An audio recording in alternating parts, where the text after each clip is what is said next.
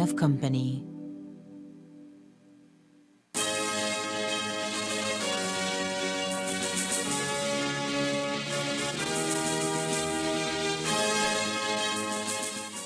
Tonight on Ctv3 News, 16-year-old minor detained by Orange Walk police after he is found with a loaded gun.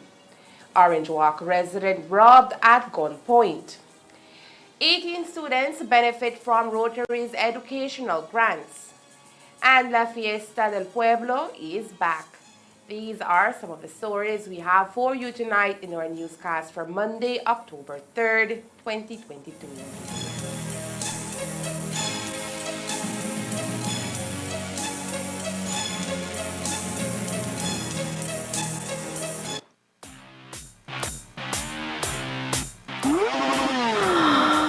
Speed. Everyone wants more. Internet is more than speed. That's why Center's Internet Express offers you wall-to-wall coverage with its Wi-Fi extender. Just plug and surf. Stay connected as you move around your home with Center's Wi-Fi extender. Can your internet do that? Centaur, your kind of company. Ever since I was a kid, I've dreamt of going to Mars. You can keep my dream alive. Come with me. You cannot, under any circumstances, leave my room, okay? Only for 35 days.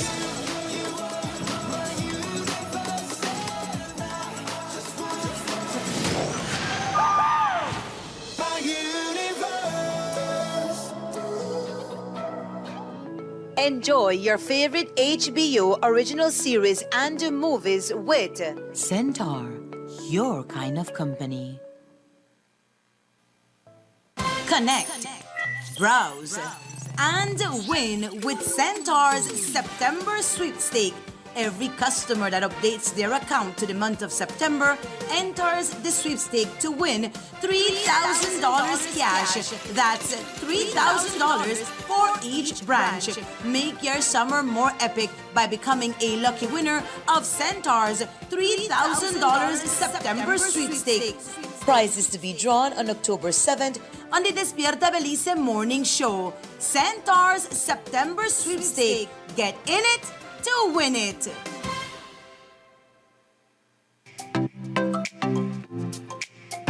Everyone, including our elderly, needs to stay connected with their loved ones. With Smart's Golden Citizen broadband program, senior citizens can sign up for 10 megabytes of unlimited internet at a low monthly cost of $25. Citizens over 65 can sign up with a valid ID and receive free installation plus 1 month free on selected broadband plans. Visit a Smart showroom near you for more information on how you can enjoy Smart's Golden Citizen broadband program. Smart, bringing people together.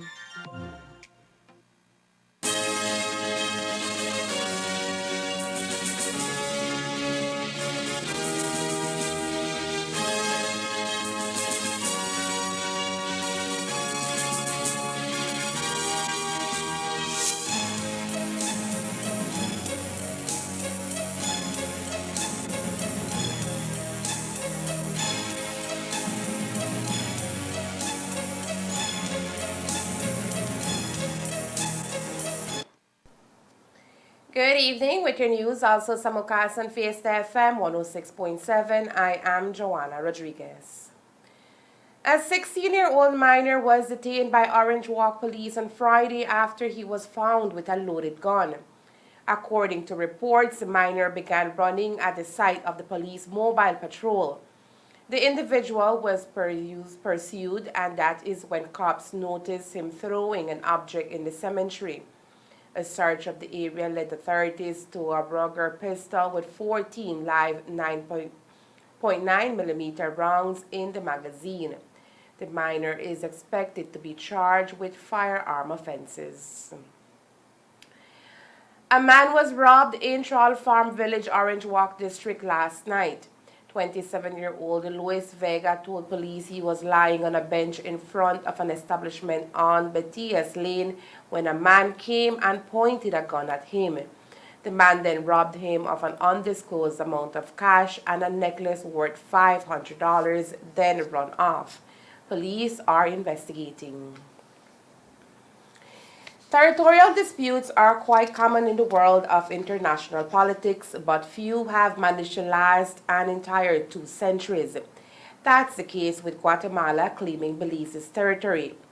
It's a constant issue for Belize's government, doubly true when you consider that the land Guatemala claims constitutes over half of Belize's total landmass. As is, the issue is volatile, and when occurrences such as the one that developed on Belize's 41st birthday during the Belize Territorial Volunteers expedition to the Sarstone Island, the issue can get out of control. As we previously reported, upon arriving at the island, the BTV sang the national anthem and erected 2 Belizean flags in the area, but not before leader of the expedition, Will Mejia, and his group were encountered by the Guatemalan armed forces at the mouth of the river, where a back and forth ensued. Tensions flared, and right after the Belizean group erected the Belizean flag, it was taken down by the GAF, who refused to return it to the group. Once Belizeans learned about the confiscation of our flags, demands were made for its return, and during his Independence Day speech, Prime Minister John Briceño announced that the flags were in possession of the Belize Embassy in Guatemala. Over the weekend, during an interview with the media, Minister of Foreign Affairs, Foreign Trade and Immigration, Eamon Courtney, explained the process of recovering the Belizean flags. The return of the flags for the BTV, what was the actual process to get that all the way from Sarstone to the embassy, and who all did you reach out to and so? The Guatemalans turned over the flag. They knew that they could not keep the flag.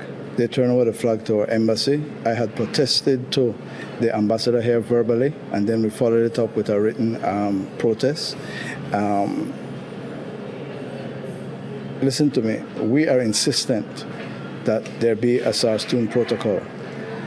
So far, we have not been able to convince the Guatemalans. Prime Minister Briceño and I had a meeting with the Secretary General of the OAS last week when we were in Washington, and earlier this week, when we were in Washington, and stressed the need for a Sarstone protocol. I will be meeting the Foreign Minister next week in Peru, in the margins of the OAS General Assembly, and he knows that we'll be putting on the agenda a Sarstone protocol. We need to avoid these incidents. Whether we succeed, we'll see. But with respect to the flag, they did not give any resistance in turning over the flag. We demanded the flag. They delivered it to the embassy. The embassy made arrangements for it to be brought to Belize. Not handed over yet, Will? It's not. Well, I don't think it's been handed over, but it's here. The Sarstone protocol is still pending, and as you heard, Minister Courtney will be meeting with Guatemalan counterparts in a pending meeting in Peru.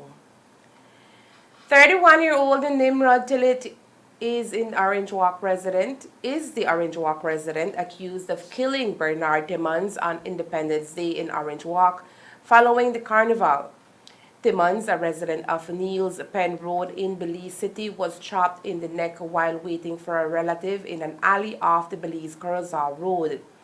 It is alleged that before he was murdered, Timmons got into an altercation with a pair of men at a store located near the murder scene.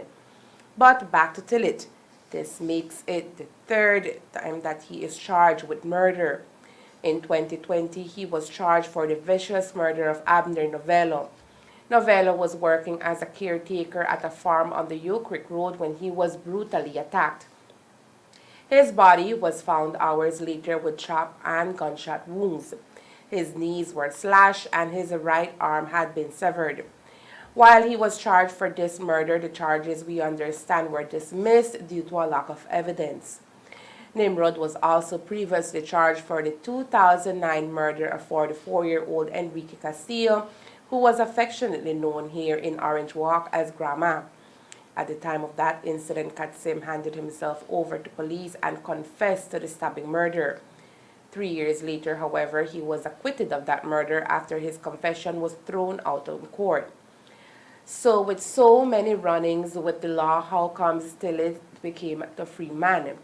According to Commissioner of Police Chester Williams, after the cops do their job, the justice system must also do its part. For the most part, to find that witnesses are not cooperating, and if it is that those who may be witness in a case against him refuse to cooperate, then no witness, no justice. It's simple as that. I am hoping that this time those who are witnesses will be able to go before the court and give their side of the story in terms of what happened, and perhaps then he can be put away. But from police standpoint, we don't control the courts. We make the arrest and then the matter is then dealt with by the courts. Can you be out on bail for murder? Well, we have a precedent now where after having served 5 years, the court grants you bail if you're charged for murder. Recently, there has been an increase in violent crimes, and it's a concern for the Belize Police Department and the Ministry of Home Affairs. While police are doing everything possible to mitigate these incidents, they just don't seem to go away. Many are of the opinion that drastic measures need to be taken, including locking up the criminals and throwing away the key to their cells, as what was done in El Salvador, where President Nayib Bukele's administration's crackdown on gang continues. On Sunday, over 2,000 soldiers and police closed off Comasagua, a town in El Salvador, to search for street gang members accused of killing. In that country, a state of emergency was first declared in March after 62 murders were reported due to gang violence.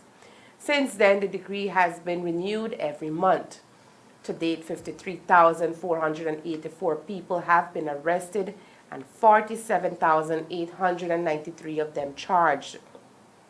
And while human rights activists call on Bukele to respect the human rights and dignity of those being detained, polls show that Salvadorans support his move. So why don't we do the same in Belize? Our constitution does not permit such a move, says Commissioner of Police Chester Williams. That sounds good, but you have to look at human rights issues. You see, it is easy to say it, but we are a nation of laws. We are a democratic nation. I know Salvador is as well. We have a nation that is where Constitution is supreme, and the Constitution guarantees every Belizean certain fundamental rights and freedom. And as the state or as the police, we cannot act beyond the scope of what the Constitution gives us to act. And so whatever we do must be done within the scope of the Constitution. So while, yes, what is being done in Salvador may sound attractive and may work, it will not work because of the Constitution that we have, and we have to abide by the Constitution. Coming up next, Northern Maya Association prepares for the return of La Fiesta del Pueblo. Stay tuned.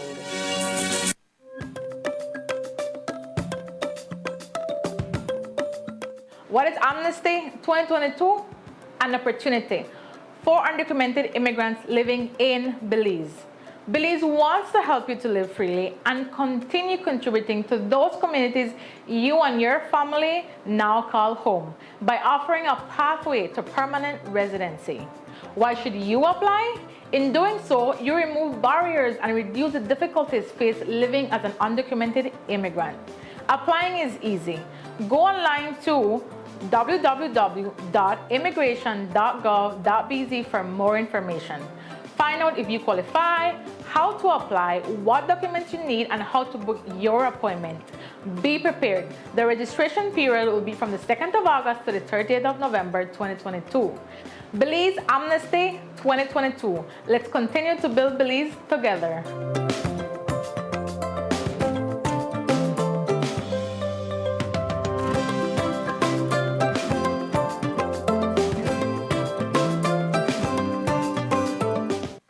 Start your engines now for the National MSME Roadshow, geared towards building the resilience of MSMEs and developing a national MSME directory. Sign up for this 3-day event filled with intensive boot camps, presentations, MSME support and formalization clinics, pop-up shops, and more to help you develop and promote your business. The National MSME Roadshow will be in Corozal starting August 24th. Orange Walk, August 31st. Belize City, September 7th. Punta Gorda, September 14th. Key Cocker, September 22nd. Belmopan, September 28th. San Ignacio and San Helena on October 5th. Sangria, October 12th. Placencia, October 19th. And closes in San Pedro from October 26th. Learn more and sign up for the National MSME Roadshow by visiting the Beltrade Facebook page or call or WhatsApp us at 613-5139. And let's get your business on the road.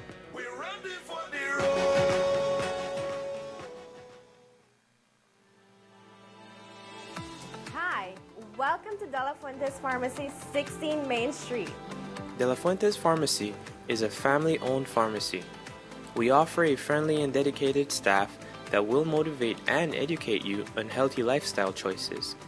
With over 50 years of experience, you can rest assured that you are in good hands. We believe in going above and beyond for our customers, providing several services that cater to your family's needs. When it comes to health and wellness, we believe in quality over quantity. Some of the services we offer are free blood pressure checks, glucose testing, weight management, one-on-one patient counseling, home deliveries, and much more.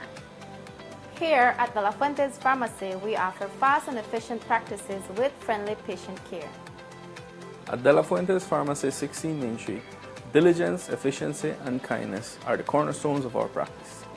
Visit us today and experience pharmacare like no other.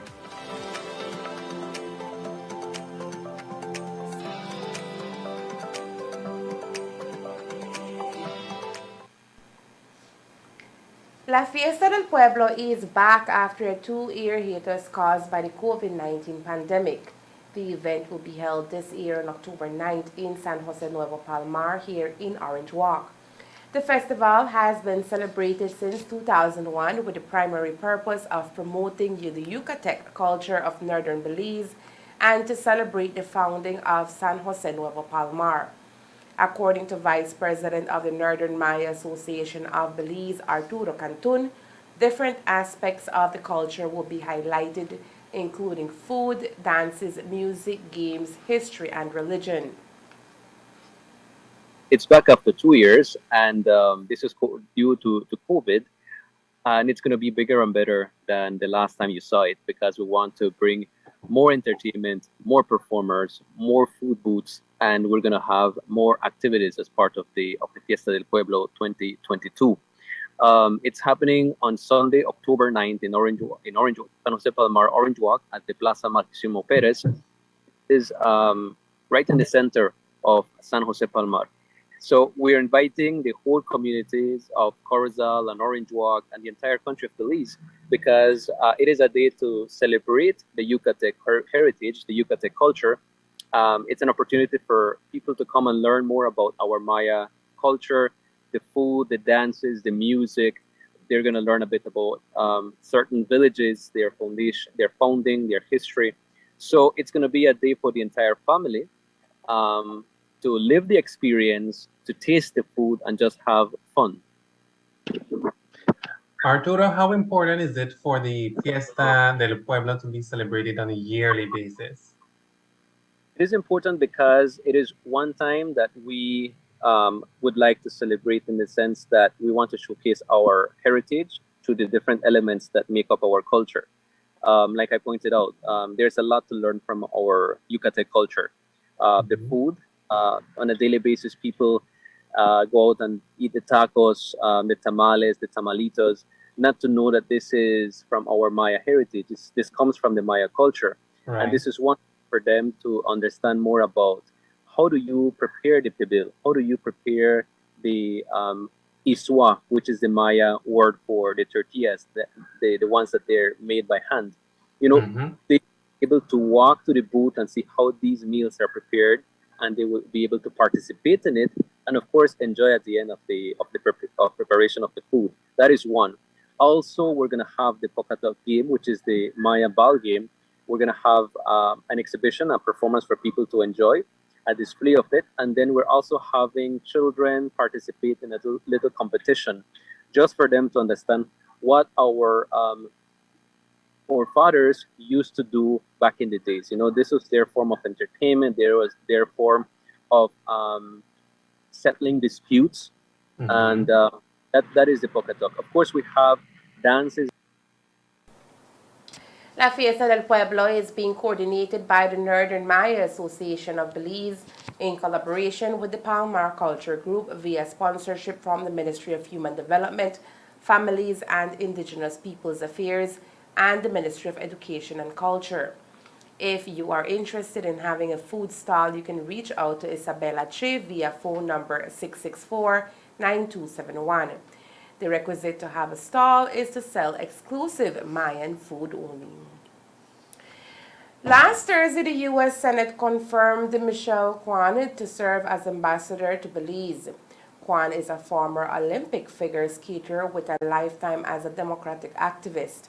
On Saturday, the media was able to get comment from Minister of Foreign Affairs, Foreign Trade and Immigration, Eamon Courtney, on Kwan's appointment.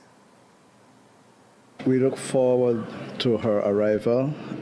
We have looked at her CV and her work. She is an experienced diplomat. Most people regard her as a sportswoman, as a medalist, and as a skier. But in fact, she has a tremendous amount of experience in diplomacy. I am sure that she will be an effective ambassador.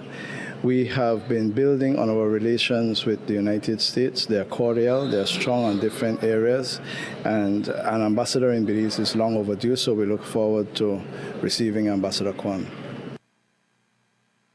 Upon learning the good news, Kwan tweeted on her personal Twitter account, "If confirmed, I will be very proud to serve my country.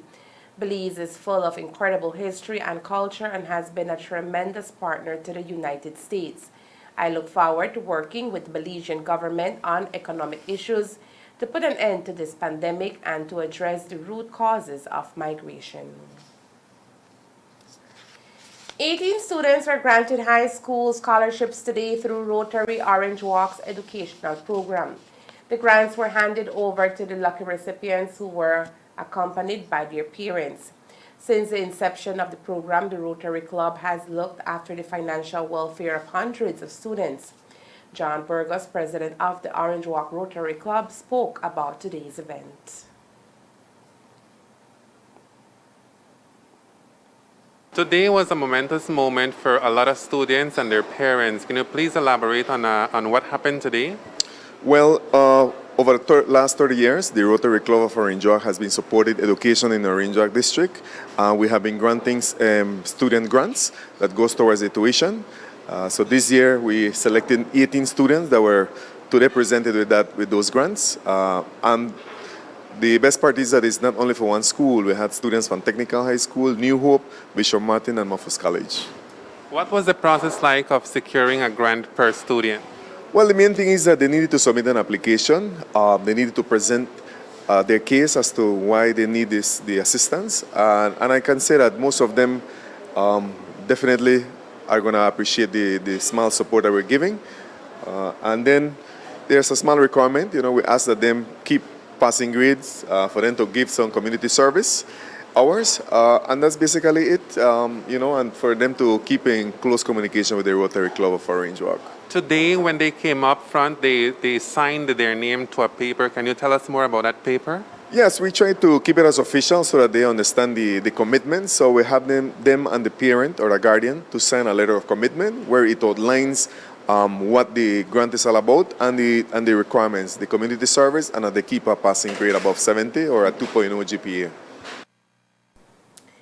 This year's awardees were selected based on need and merit and must keep 3 expectations: an average of 70% or a GPA of 2.0, submit the report card at the end of the school year, and give back 3.5 hours of community service. But despite those regulations, students and parents were elated about forming part of the program. Well, I'm honored of having the pleasure that they are giving me this grant so it can help me in my studies and continue and studying and be someone in life. The Rotary Club said that they will continue doing this project. What would you tell other students who did not apply this year for next year? Well, if they didn't get it this year, they can apply next year. Maybe it can help them as well and they can get it. Was it easy for you to write down your papers to apply for this grant? Well, not quite easy because I had many tough stuff to go through while applying it, so it was a little bit hard on it. And now to the people who will be watching you, making sure that you keep your grades, that you do your hours, community service, etc. What do you want to tell them? These are the people who gave you the grant. Well, thanks, and I'm honored to have this grant and continue my studies and to prove myself. Well, it's an extreme privilege to be here because since, there's different types of struggles at the moment, so it's a big help in the financial status of my parents in helping me with this high school tuition. How is it that you plan to make proud the Rotary for giving you a grant like this? Well, I agreed to the specific terms and I plan to return it back because it's something that it's an honor, and being that honor, so you have to return it back to your community. And I believe it's a great idea because they're giving you back and you're expected to give back. Michelle, can you please tell me a little bit about how is it that you feel knowing that your child is going to go to school without worrying that, oh, they might not get me into class because I owe school fees? Well, it's a great help towards his school education. At this moment, every little grain counts in providing an education for them. So this little grant that was given to him, it comes a long, long way for him to continue to further his education. And as a parent, what do you want to tell the Rotary for, giving you a helping hand in times post-COVID? To Rotary, it's really, really big help to all parents struggling to give their child an education. It's a great opportunity for them. Thanks to them for the help, and we hope that that this is a great idea that continues throughout the schools for all our kids. With the student grant out of the way, the club is now focusing on 2 other projects. We would like to have more members. Currently, we have 15 members. We would like to have at least 20. We recently had 1 new member. We have a potential couple members that we hope they come on board before the year ends.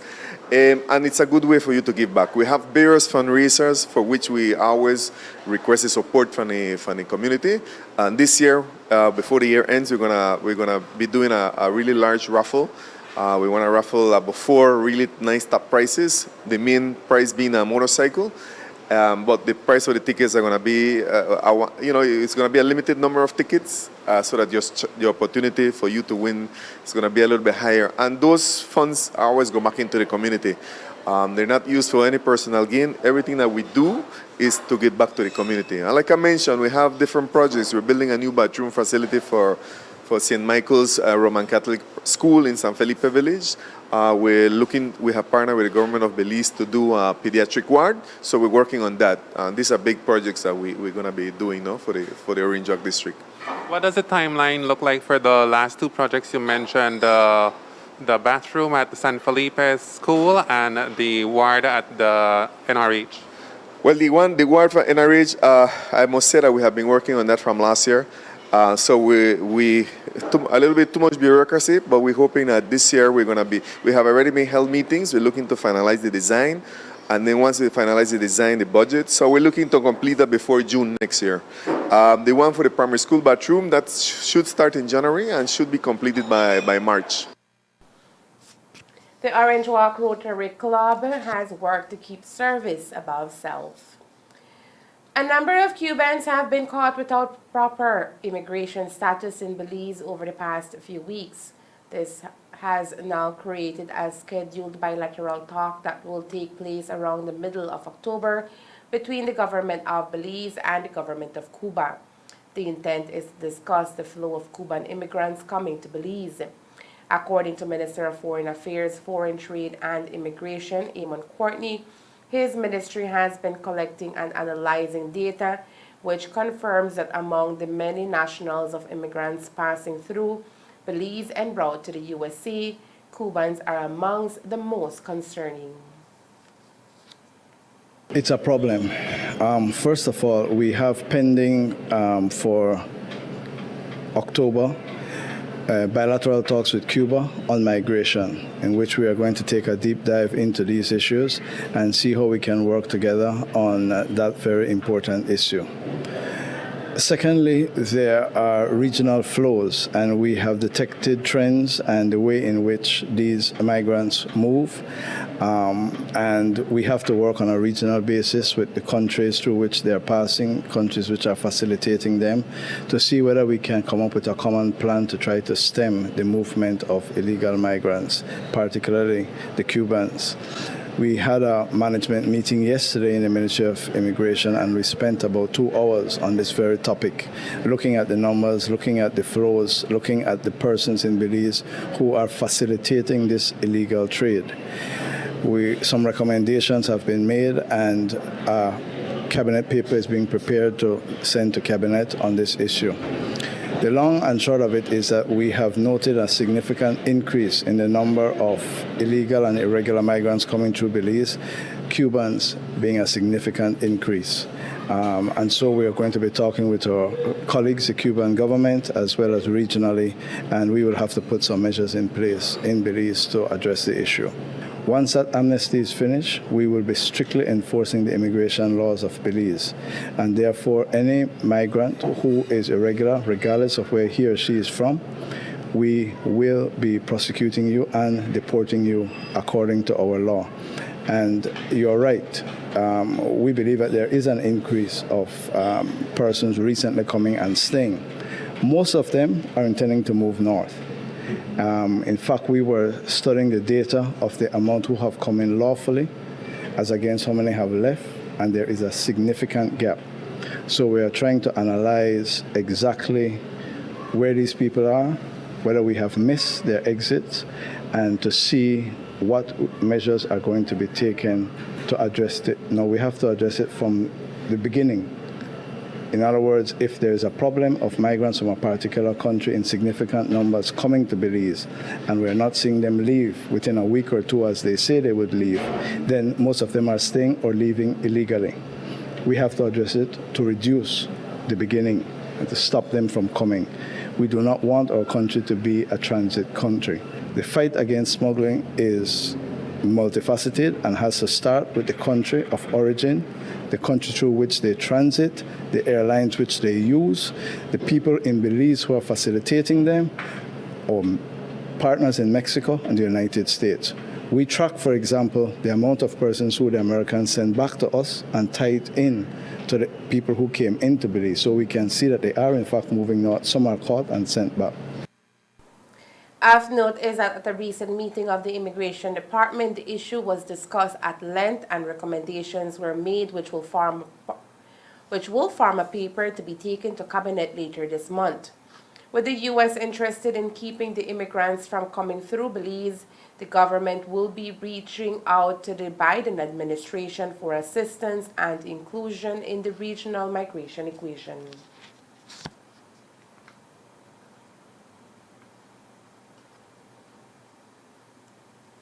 We have stepped up our presence in the area, and I guess that's the reason why we're seeing more and more of them being intercepted. The MIT has been very active along that area, along with immigration.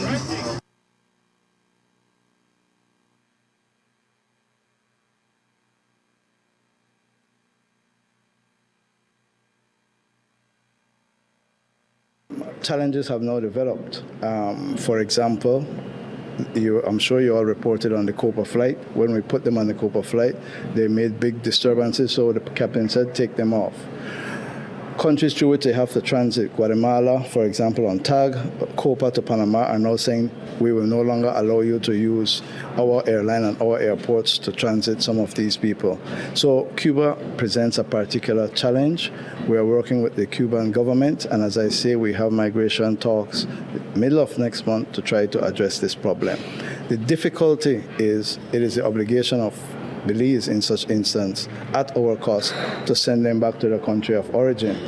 The problem is, how do we do it?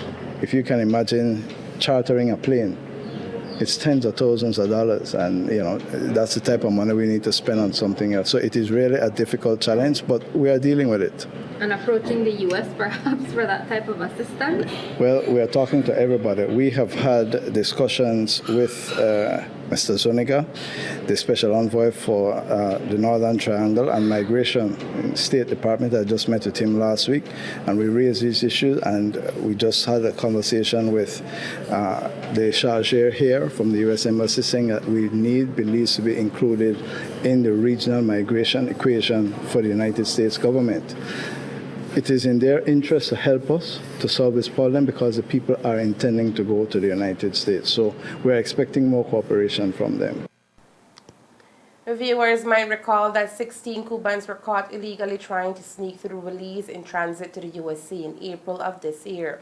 Also in September, Cubans trying to sail to the U.S. from Honduras got shipwrecked and ended up floating into Belizean waters in front of San Pedro La Isla Bonita. According to Minister Courtney, 15 additional immigration officers have been taken in to help combat what is a global issue on migration. More officers are also on the ground monitoring the borders, and today that was confirmed by Commissioner of Police Chester Williams. We have stepped up our presence in the area, and I guess that's the reason why we're seeing more and more of them being intercepted. The MIT has been very active along that area, along with immigration.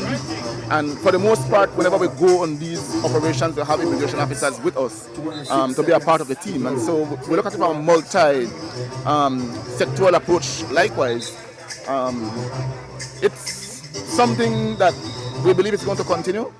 And we just need to ensure we maintain our presence in the area, that whenever they come, we will be there to intercept. Conch season 2022 has officially opened as of October 1st and will last through to June 30th, 2023, or earlier if the season's quota is met. According to Regulation 6, no person shall take in the waters of Belize or buy, sell, or have in his possession any conch between the 1st of July and the 30th of September, inclusive in any year at any time.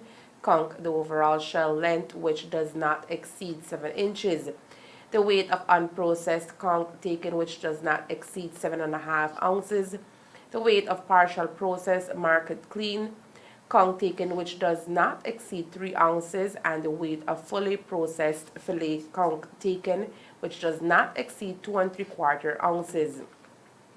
Regulation 6.2 states, no fisherman shall buy, sell, or have in his possession in Belize fillet or dried conch meat other than market clean, except under a special permit issued by the Fisheries Administrator, while Regulation 6.3 says no person or establishment shall buy, sell, or have in his possession diced conch meat except under a special permit issued by the Fisheries Administrator. Belize is among 19 countries participating in the 6th Korea-LAC Latin America and the Caribbean Business Summit in Korea. The summit is jointly organized by the Inter-American Bank, the Ministry of Economy and Finance of the Republic of Korea, the Korea Export-Import Bank, and the Korea Trade and Investment Promotion Agency. The summit aims to strengthen and expand trade, investment, and cooperation ties between the Republic of Korea and Latin America and the Caribbean. The summit was held under the theme Strengthening Social and Economic Cooperation Towards a More Resilient Post-COVID Era, and was organized around thematic discussion sessions with the participation of high-level public and private sector officials from both regions. Valentina Schall, Chief Executive Officer of the Ministry of Rural Transformation, Community Development, Labor, and Local Government, along with Jalen Avila, Investment Associate of Beltrade, represented Belize. Avila promoted some of Belize's investment projects in ICT and other priority investment sectors and met with Korean investors to discuss business opportunities. CEO Schall participated in panel discussions on crisis response to climate change and promoting Korea-LAC synergies to boost technological innovation and sustainable development in agriculture. Speaking at the summit, CEO Shah said Belize's participation not only contributes to improving our country's profit, but also reaffirms the government's commitment to engaging in partnerships that are coherent with Plan Belize's goal of stimulating economic activity through local and foreign direct investments and economic cooperation. And that's the news. We invite you to join us for another newscast on Tuesday, October 4th, here on Ctv3 and Face FM 106.7. Remember that to read a text version of the news, you can visit our website at ctv3belizenews.com. You can also log on to our Facebook page for current stories at facebook.com/ctv3belizenews or our YouTube channel at Ctv3 News BZ. Remember to wash your hands and remain safe. From all of us here at Ctv3 News, thank you for watching and listening. Good night.